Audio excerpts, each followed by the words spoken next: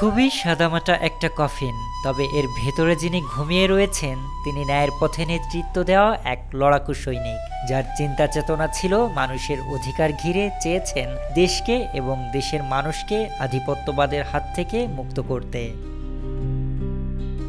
ইনকিলাব মঞ্চের মুখপাত্র শরীফ ওসমান বিন হাদি, যার মৃত্যু কেবল একটি জীবনের অবসান নয়, বরং রেখে গেছেন সততা ও অকুতোভয় সংগ্রামের এক অনন্য দলিল।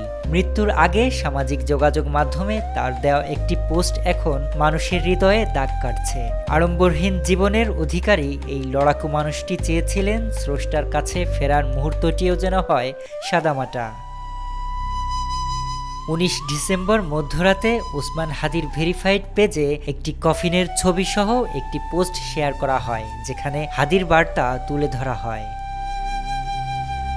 হারাম খেয়ে আমি এত মোটা তাজা হইনি যে আমার স্পেশাল কফিন লাগবে। খুবই সাধারণ একটা কফিনে হালাল রক্তের হাসি মুখে আমি আমার রবের কাছে হাজির হব। বাক্যটিতে স্পষ্টভাবে মিশেছিল তার সারা জীবনের সততা ও আদর্শের তেজ।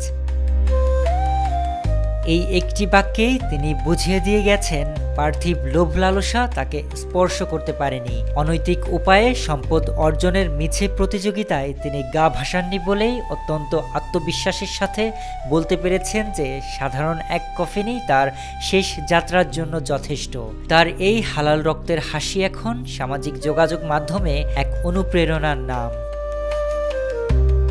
শরীফ রাহাত, দেশকাল নিউজ।